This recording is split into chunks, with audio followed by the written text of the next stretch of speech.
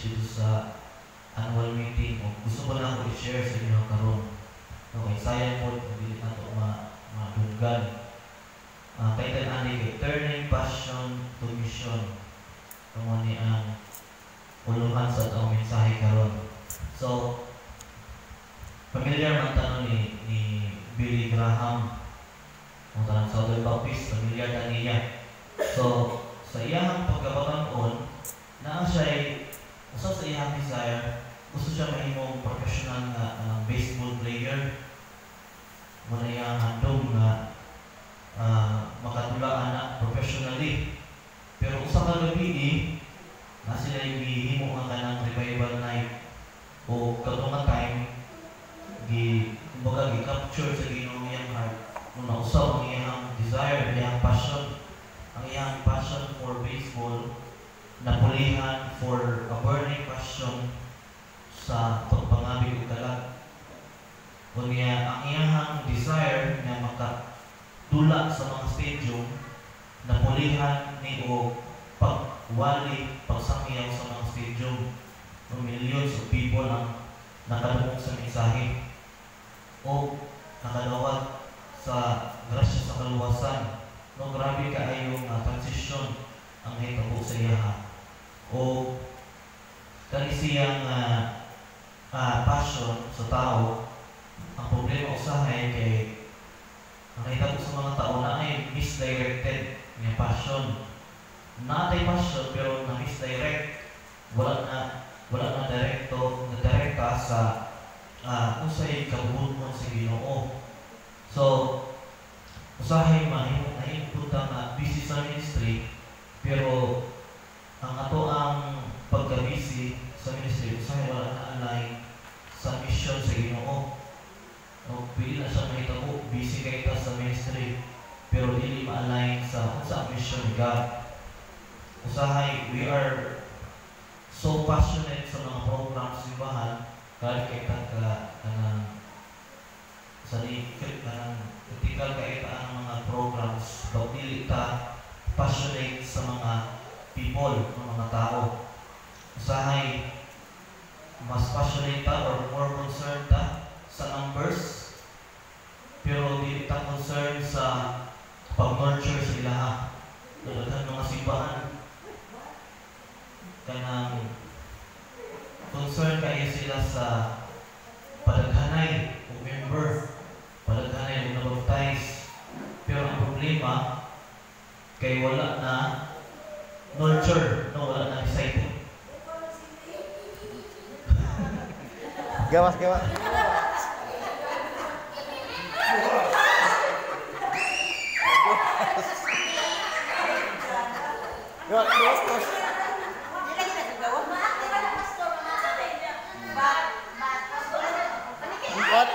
Kuha mo ko halap pa sa hayag. Halap na siya pa sa hayag. O apa yan naman na nangit-ngit.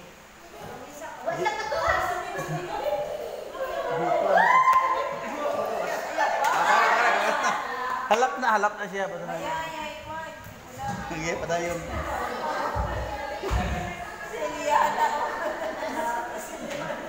Bibibo kita to. Sige.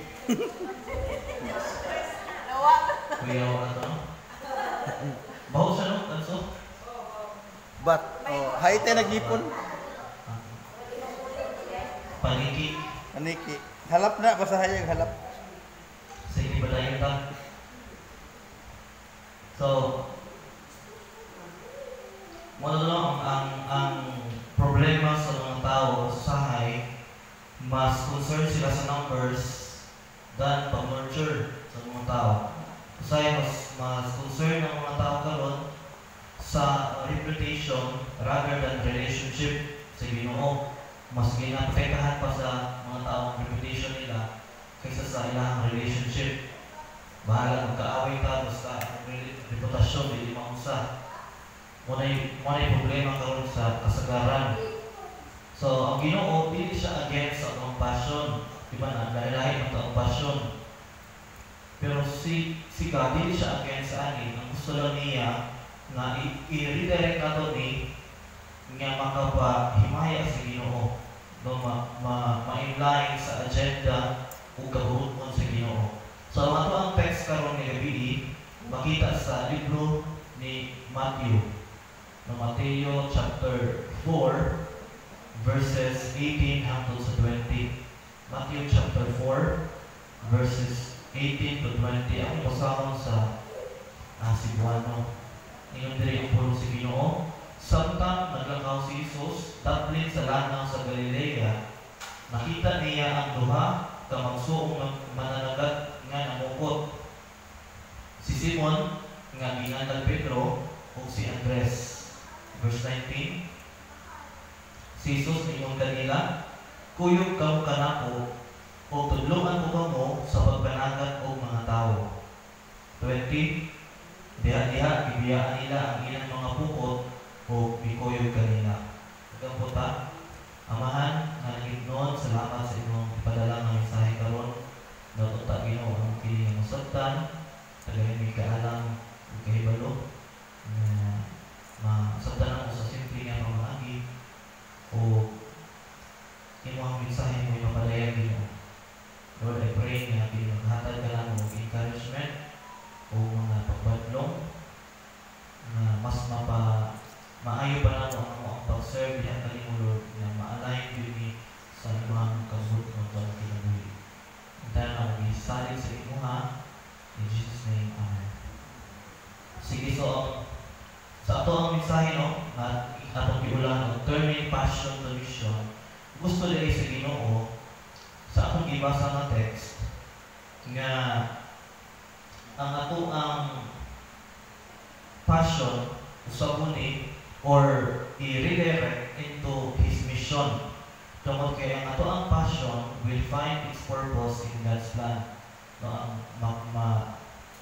kung ma-redirect ato ang passion into mission, it will find its true purpose in God's plan.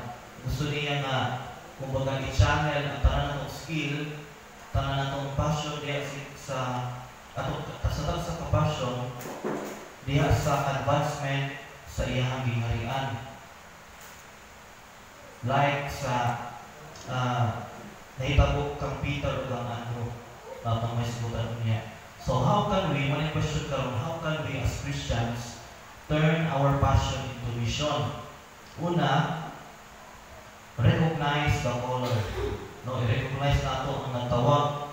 Sa verse 18, samtang naglakaw si Jesus o daplin sa lanaw sa Galilea, kung sa inyo ito po, nakita niya ang duha ka mga magsuong mananagat nga namukot, no, si Pedro, naginganlag Pedro, o si Andres. No, nakakita siya sa duha ka magsuon. Before sila Peter o si Andrew nakakita ng Jesus Christ, ang Ginoo una ang nakakita sa ilaha. So usa may pasabot ani kani nag-emphasize sa usa ka divine initiative. No, ang Ginoo gyud mo oy kanang sovereign siya nakahibalo. And atong makita diri nga ang pagtawag sa ato sa ministry sa Ginoo, wala siya nagsugod sa ato ang desire to serve God. No, wala siya nagsugod sa ato ang kaugalingon. But nagsugod siya sa sovereign choice ni Jesus Kristo. No, siya mo'y nagpili sa ato nga mag-serve ta sa iya, masunod ta sa iya. No, siya nag-invite kung nasa toa nga masunod, dili ato ang kaugalingon, dili nga nagsugod sa ato ang desire. Gani ang pag-ila nato sa Ginoo, wala na siya nagsugod sa ato ang own knowledge. Kaya kung wala na hatag ang Ginoo pamaagi nga mailhan ta niya, di po ta makaila sa Ginoo. No, gitawag na nato og general revelation o special revelation. Ang sabi ko ni Wayne Gruden, siya mismo ang nag-reveal siyang kaugalingon para pa makaila sa iya. No, di kita mo ay una nga naka-discover ng God. Gi-allow ni God na ma-discover na niya kung okay, limited lang ang una-una. O ito nga sa unang panahon ang mga katong mga tao na wala na guided sa Ginoo o sa ilahang gituuhan sa kung sa nalang ng Diyos.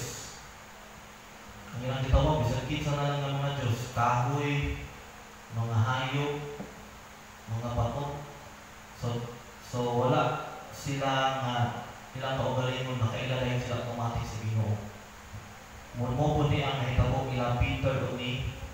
Andrew, si God mo ay unang nag-recognize sa ilaha.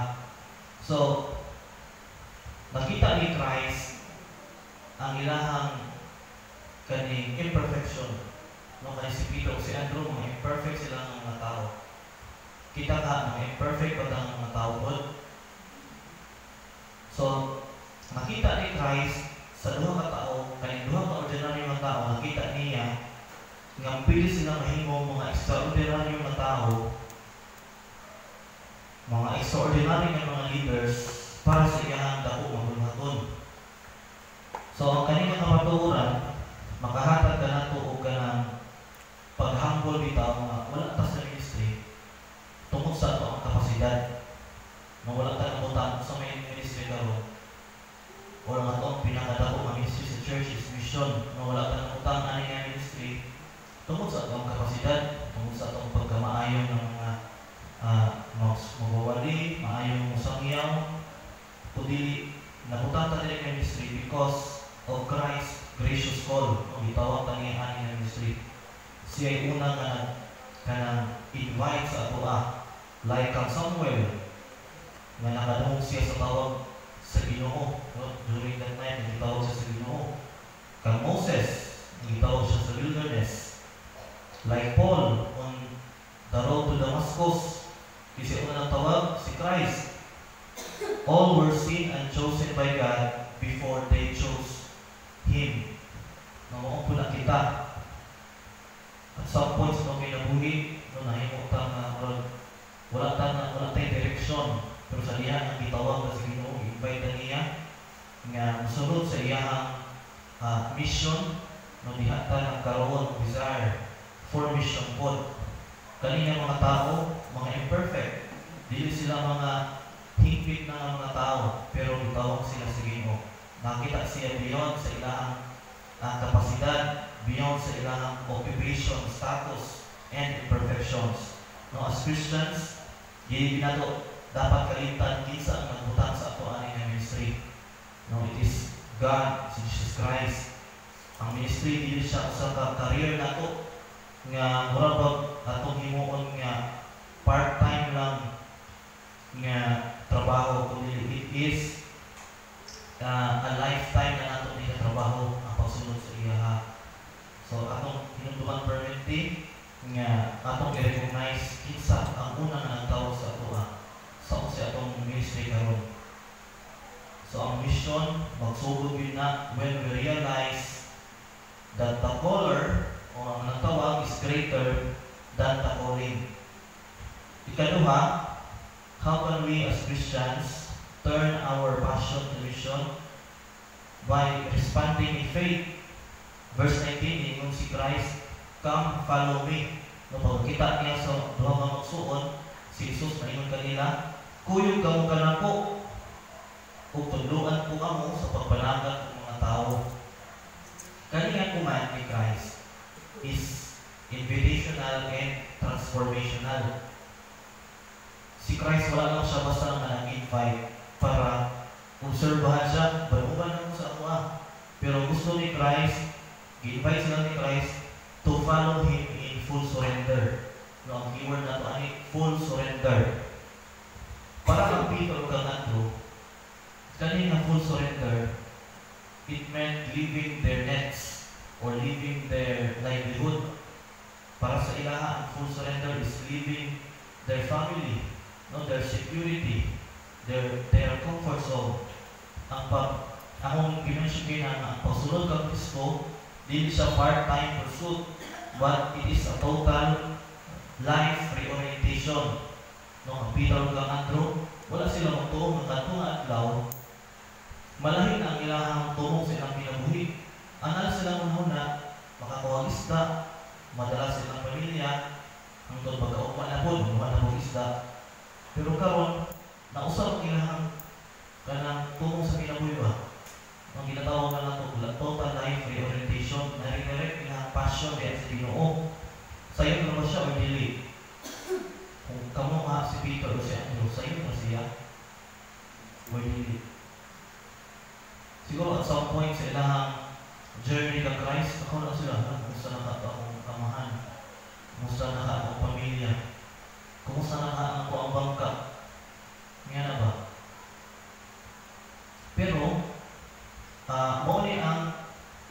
mission sa ilang sa Ginoo. Ug daghan nga mga Christians karon gusto ko tao ganing title bitaw nga servant of God, but not at the cost of obedience. At the cost siya sa ato ang comfort. Gusto nato musunod ka Christ, pero kanang at our own condition. Gusto ko sa imong Christ during my free time na anang ilang kasagalang isulti. Musunod ko sa imong Christ is dili na ko busy. Mag-mission ako sa imong Lord if available ko. Nga na ba? Wala nakita mo ang total life reorientation. Pero we are calling ourselves as servant of God or Christians. Sa diha si Christ musulti, come follow me. Gusto niya, ang pasabot niya is i-align nimo ang imong direction sa ako ang direction. Ang naitabo karon, natay ka pa rin yung plano. Diba? Example, natay plano nga gusto na ako nga mag-abroad para mag-trabaho. Gusto na ako nga mag-engineer. And ang atong prayer, Lord, ubali mo sa ako ang plano. Ano ba? Murag i-invite na ako si Lord, Lord, mo niya ako ang plano. Ubali ako sa akong plano. Mo niya ako ang journey ka, Lord, na gusto na ako maabot. Pero ang Christ is the opposite. When He says, come follow me, gusto niya nga pupunto niyo yung mga plano. Kay si God na siya'y kaugalingon niya dalan. O gusto niya, kita mo sunod sa iya. No, total life reorientation. Naghantad mga plano gusto sa kinabuhi, pero gusto ni Lord na kukunin tungkol kay dili mo iya pag-uot sa imong kinabuhi. Naatay mga preferences na gusto nato patuman, pero gusto ni Lord nga ang iyang preference may matuman sa tuwa. No, pwede man nato i-praise sa Ginoo. Lord, tulugi ko nga makabalo ko sa imong mission para sa tuwa. O pwede nato na pangayon sa Ginoo. Tagay mo wisdom, Lord, nga makahibalo. Dili ko dapat magreklamo sa imong, dili ko dapat nga magbuot sa ako ang kinabuhi. Okay, surrender ko. Total life surrender. No, nag-dedicate ko sa akong kinabuhi. Parehas siya sa usa ka sundalo bitaw nga sa diha ang subo iyang commander, ang katong sundalo or katong private, dili na siya mo debate, dili na siya mo delay, dili na siya mo hatag ng rason. Ang iyang buhaton, motuman sa subo. No, ang success sa ilahang mission sa mga sundalo nagadepende sa ilahang pagtuman sa ilahang commander. In the same way, kung dili ta motuman or motuman mo ta pero nag-delay ta sa pagtuman, it is still disobedience. No, ang delayed obedience is still disobedience. So gusto sa Ginoo nga sa diha nga magtawag siya, we should respond completely in faith. Dili enough nga mutuman po ta pero magpadugay-dugay pa ta, or mutuman ta pero dili in full surrender na apatay dili masurrender sa Ginoo. Lord, I will follow you, pero magagad sa ako ang oras, Lord, ayaw ko padali, Lord. Ngayon ba? Kasi yung ato ang kondisyon sa Ginoo at my own kanang time, at my own pacing. So dili na mo yung sa Ginoo. Ikatulo, how can we Christians turn our passion into mission is to redirect your passion. Kapag motong yung sa verse 19 na yung si Jesus Christ ila, I will make you fishers of men. So, manotice na ito ng phrase ni Jesus Christ ila, I will make you. Ano yan siya? Ako mo, himuon tamo nga, mananagat ng tao. Si Christ, nagapasabot siya nga ato ang pag-mission is dili siya self-made nga mission, but it is Christ transforming work. Meaning, wala ba niya gikuha tanan ang ato ang pagkatao. Akong point, gigamit ni Christ ang ilang natural passion for fishing. Di ba kung sa may kinaiya sa mga mangingisda na sila'y patience, na sila'y strategy, no, na po sila'y endurance. Muna kasagaran ng mga kinaiya sa mga mangingisda. Unya, i-redirect ni Christ into a spiritual purpose nga mangisda na silang karoon ng mga tao, ng mga kalag. So, si Christ, wala niya i-erase ang ato ang identity or ang ato ang passion, but iya nga gi-alis ni ang purpose. Iya gi-redirect ang purpose nila. Ilang purpose kay for self naman, una, managat isda, mabuhi, pagkaugma, managat na po, para mabuhi. Karon, gihimo ni Christ nga managat o mga tao, no spiritual purpose.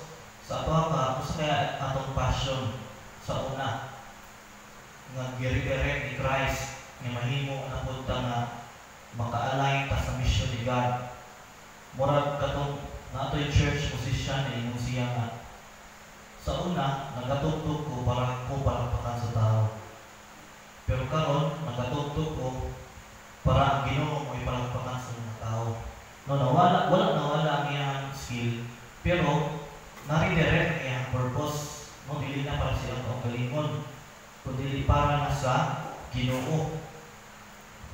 Dili siya self-made mission, kundi transforming work sa Ginoo. Na-transform ang ato ang passion into mission. Wala siya na-transform atong passion o wala nang pabilin nga passion sa ato ang kaugalingon. So sa ato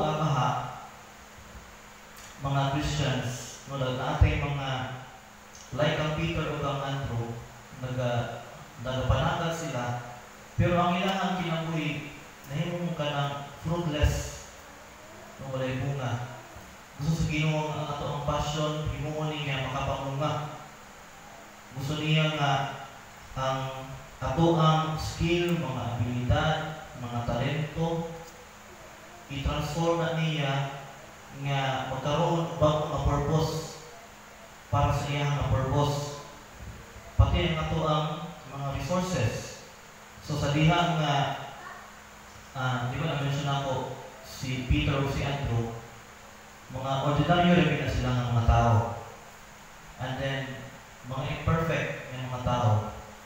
Pares ko sa ito no, mga ordinaryo lang ng tao, mga imperfect, nabuti mga apan, naatay mga kakulangon, naatay mga kinaiyan na dili ganahan sa Ginoo. Pero, ang Ginoo magod, sa diha ng mutawag siya, dili siya mutawag sa mga qualified. Dili siya matawag sa mga perfect na mga tao. Ang Ginoo does not call the qualified, but God qualifies the called. Siya ang mo-qualify sa diha na nisulod ka sa iyaha. No, si Peter sa iyahang kinaiya, he was impulsive. Muriak tayo without thinking first. No, sa diha na katong idakop na sila, si Jesus Christ, takpo na sa mga Roman soldier sa iyang gibuhat. Gitigpas niyang talinga atong soldier. Without thinking, bakit sa may kanang mahitabo, pag ako niyang buhaton, kasi na yung consequences. Nga ba? Sa diha nga, naingon siya nga, di man taka deny Lord Jesus Christ. Ano siya? Kaya confident siya sa kaugalingon. Pero at the end, i-deny niya. 3 times na yun. Hindi siya magunaw na ba? Mag-act like siya. He was impulsive. Daghan pa ng mga tao sa Bible nga na yung mga apan. But sa diya, ang itawag sila sa Ginoo, i-qualify niya sila sa diya. Isunod sila sa Christ. So kita po, ang buti mga apan. Sa kinaliya pangkaha, sa abilidad, sa atong abilidad ng istorya, sa abilidad ng mga hunang-huna. Pero sa diya, ang musulot ng Christ, ang ato ang passion, siguro, naatay passion for people, di ba naatay, or naatay passion para sa mga bata, naatay passion sa mga sports, So gusto sa Ginoo nga ato nang i-change into passion nga ma-align sa mission sa Ginoo. So sa atong kaugalingon kaha na patay mga passion nga wala pa nato totally ma-surrender sa Ginoo. Kung kay naa sa ato nga pili pa nato ma-offer kang Christ, pili nato ma-surrender para magamit sa iyang mission. Or basin na mas nakafocus ta sa atong pagsunod kang Christ, basin mas nakafocus ta sa atong pagalingon, no wala ta naka-recognize sa nagtawag sa ato basin wala ta naka respond in total surrender, meaning musunod na ta, mumisyon na ta if comfortable ta, mumisyon na ta kung na-service. What if walay service? What if walay sakinan? Makaya mo ba ito pamaagi mo ato sa area? What if wala kay kauban, ang isaligan ng partner kay wala siya, mo ato paghihapon ka or dili lang mo ato kay wala pang sikuan? Nga na ba? So walay total surrender. So gusto sa Ginoo nga usabon nato din ang mga passion nato and will turn into mission. Nga mission nga na ay pag full na surrender diya sa iya. Kung imong passion for mission, base kung nabugaw na ta sa atong mission diya sa Ginoo, it is a chance and a time sa ato nga baguhon, no? Painito natin yung atong passion for mission. And gusto ni Lord nga atong i-redirect ato ang purpose. Kasi naatay ka ng own purpose or own nga plan sa atong kagalingon. Or kasi sa atong mga anak, o kasi naatay mga gusto nga maabot sa atong anak.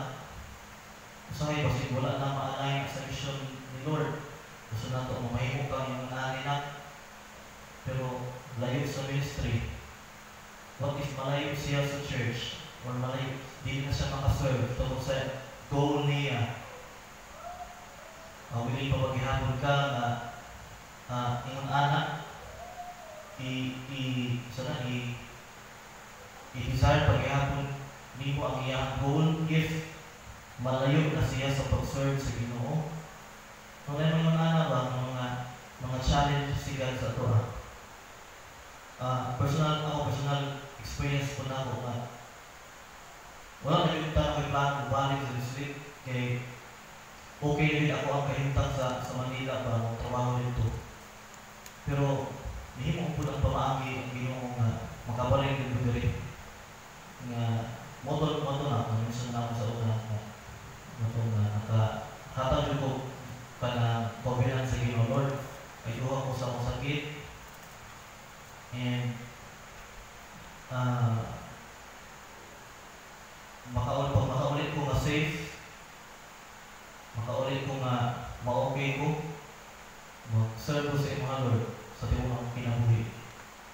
Abot ko rin mga 2017 or 2018 hanggang nag-pray ko ang mga years hanggang 2020 ko ito nga naka-kuanay ko, naka-decide ko to enter seminary. And salamat sa Ginoo o pray gihapon ko nga makuha gihapon ako ang path bitaw diya sa Ginoo. Kay dili pasabot niya na ako ano yung posisyon or status kay okay na, mapapante na. So kailangan diya po itong pray nga ma-direktahan diya po sa Ginoo hangtod sa katapusan sa itong ginabuhi. So muna yung punong sa Ginoo, pagdasig o pagpahinong sa ito ang mga puta. Father God, we thank you sa mga mensahe na padasig ka na mo nagapahinong to turn our passion into mission.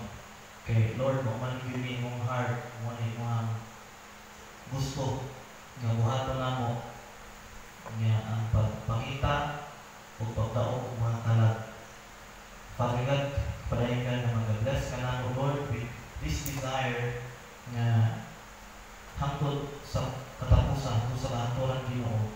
Mo bini ang tagaan ako nga kabugaton, ako nga pagtagan, especially to sa NCSSD.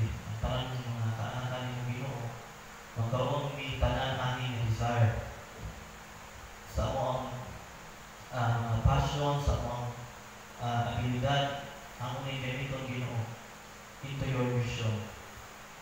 Kaya may kanunay Ginoo to pray and to ask sa imong will sa imong ginabuhi para mangayo